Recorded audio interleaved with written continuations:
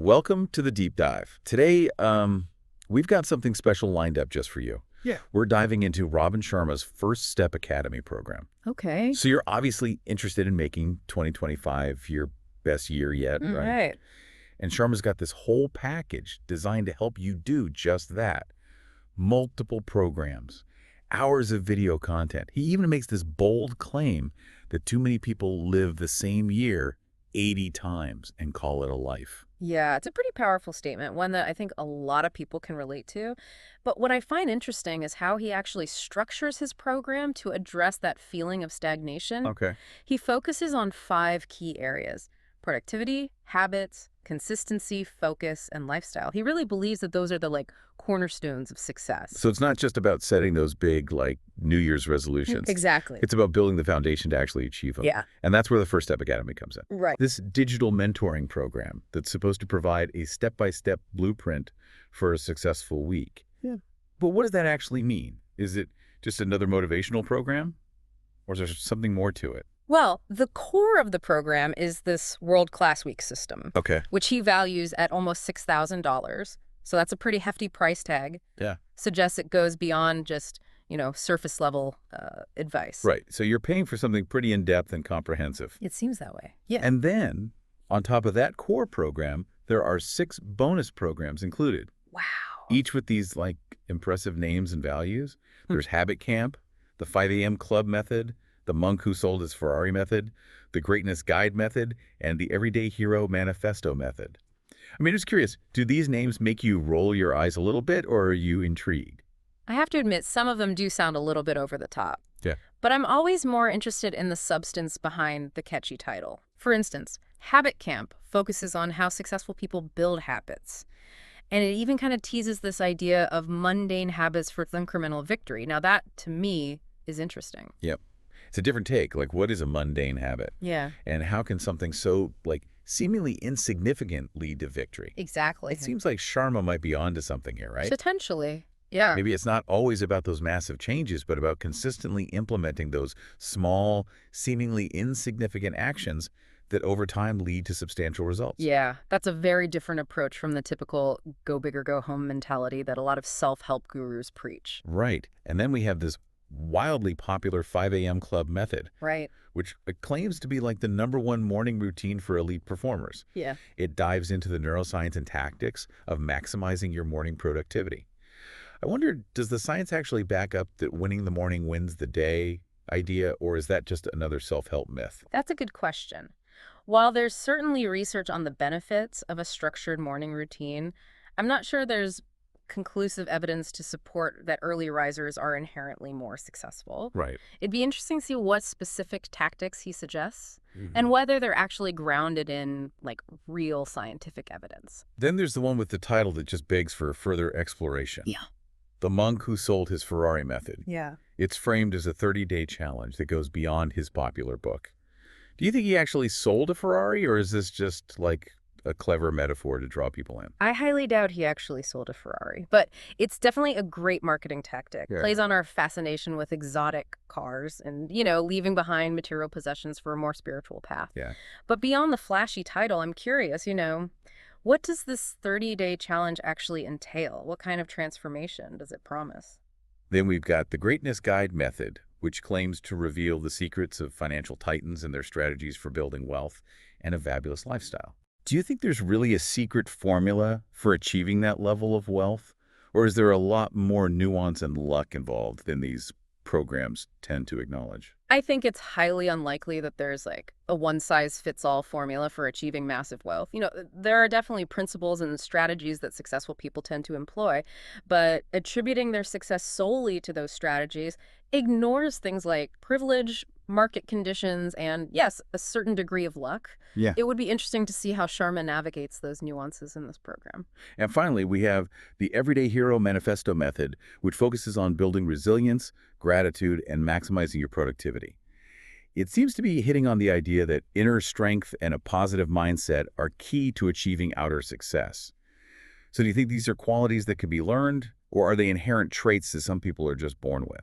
That's a really fascinating question. While some people may be naturally more predisposed to resilience or gratitude, I do believe that these are qualities that can be cultivated through practice and conscious effort. The key is having the right tools and strategies to develop them. So we've got a lot to unpack here. Sharma's offering this jam-packed program with a lot of really bold promises. He is. But before we get swept up in the marketing and those impressive price tags, let's take a closer look at what these programs actually offer Yeah, for sure. and see if they actually live up to the hype. Exactly. So let's start by diving into the core program, Okay. the world-class week system, and see what this blueprint for a successful week really looks like. Sounds good. Let's see what this system is all about. So the world-class week system is broken down into 6 modules: morning mastery, extraordinary day decode, evening renewal, pre-sleep structure, the wonderful weekend protocol, and the weekly design process. It seems like he's covering all the bases here, from how you start your day to how you unwind and even how you structure your weekends.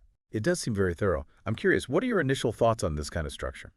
Well, I find it interesting that he's not just focusing on work and productivity, but also rest and rejuvenation. It suggests a more holistic approach to personal development, recognizing that, well-being encompasses more than just professional success. I agree. And then within each of those modules, there are these like even more intriguing sub-modules, Okay. like 8 forms of wealth and the magnate rules. It sounds like he's trying to elevate these, like even the most practical topics, Yeah. giving them a sense of exclusivity and mystique. Right. Do you think these catchy names are just marketing ploys, or could they actually hint at like unique and valuable concepts?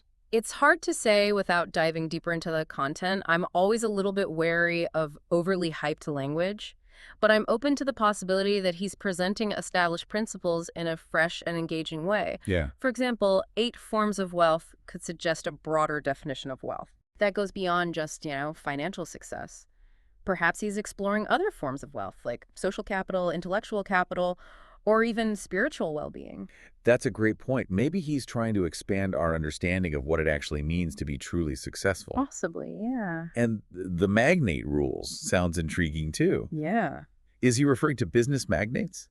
Or is this a broader term encompassing anyone who has achieved, mastery in their chosen field? That's a great question. I'd be curious to see who he cites as examples of magnates and what specific rules or principles he attributes to their success. Yeah. It would be interesting to see if these rules are universally applicable or if they're more specific to certain industries or personality types. So before we get too deep into analyzing these individual modules, let's step back and consider who Sharma is targeting with this program. He's pretty clear that this is for people who are serious about personal growth, seeking, original content and tactics, and ready to invest in themselves. What do you think? Is he appealing to a specific type of person? Or is his message broad enough to resonate with a wider audience? I think he's definitely targeting a specific type of person, someone who's already motivated, seeking a structured, in-depth approach to personal development. Okay. He's not appealing to, casual learners or those looking for quick fixes. He's going for those individuals who are willing to put in the time, the effort, and the financial investment to achieve significant growth. And just as importantly, he's also clear about who this program is not for. Right. He specifically states that it's not for people seeking superficial solutions, those content with mediocrity, or those who don't see value in self-improvement. It's almost like he's drawing a line in the sand, isn't it? Absolutely. He's creating that sense of exclusivity and urgency by being so specific about who his programs is not for. He's making it even more appealing to those who do fit the criteria. Right. It's a clever marketing tactic, but it also suggests that he's genuinely committed to helping those who are truly dedicated to transforming their lives. So let's talk about the elephant in the room, the price. Okay. He's offering the entire package, including all the bonus programs, for a mere $47. Wow. That's down from an original price of $1,895, Yeah. which is like a whopping 99.44% discount. That is significant. What are your thoughts on this, like, dramatic price drop? It's definitely a classic marketing strategy. It's designed to create a sense of urgency and, incredible value. It's hard to resist a deal that seems this good, Right. especially when you consider the sheer volume of content being offered. But it also raises some questions. Like, what kind of questions? Well, if the program is truly as valuable as he claims, why is he offering it at such a steep discount? Is it a genuine offer, or is it a tactic to get people in the door? That's a valid concern. And of course, there's the risk-free 10-day money-back guarantee, so you theoretically have nothing to lose. But even with that guarantee, I think some people might still be hesitant to invest, even if it's just $47. Absolutely. Especially when you consider that personal development is a long-term process, and no program, no matter how good, can guarantee results. Right. It ultimately comes down to the individual's commitment and effort. Speaking of commitment, Sharma also kind of throws in some social proof, mentioning that 214,765 plus people have used his guidance. Okay. That's a lot of potential success stories. Do you think this kind of social proof is effective, or do people kind of see through it? I think social proof can be very persuasive. Seeing that many people have already invested in this program suggests that it must have some value, and it must be effective for at least some people. It creates that sense of community, like you're joining this tribe of like-minded individuals who are all striving for personal growth. But as with all marketing claims, it's important to be discerning. He does include that disclaimer. Results are not typical, Right. and that your effort, your education, and market forces play a role. It's good that he acknowledges those factors, but it's still important to approach these kinds of programs with a healthy dose of skepticism. So we've covered a lot of ground here, but one key question remains. Does Sharma's program actually deliver on its promises? And to answer that, we need to dig deeper into the content itself and see if his methods are truly effective. So we've talked a lot about what Sharma's offering, but does he actually deliver? That's the real question, isn't it? I mean, his focus on productivity and habits, consistency, focus, lifestyle, they're all valid, important. Yeah. But does he actually provide, like, unique and effective strategies? Or is this just common sense advice with a big price tag slapped on it? Exactly. I'm particularly interested in that idea of mundane habits for incremental victory, that he talks about in Habit Camp. Right. Is there really something to be said for focusing on those small, seemingly insignificant actions rather than trying to, like, overhaul your entire life all at once? I think there's a lot of research that supports that idea, that small, consistent changes can actually lead to significant results over the long term. It's about identifying what they call those keystone habits that have a ripple effect on other areas of your life. Right, so they have a big impact. Yeah.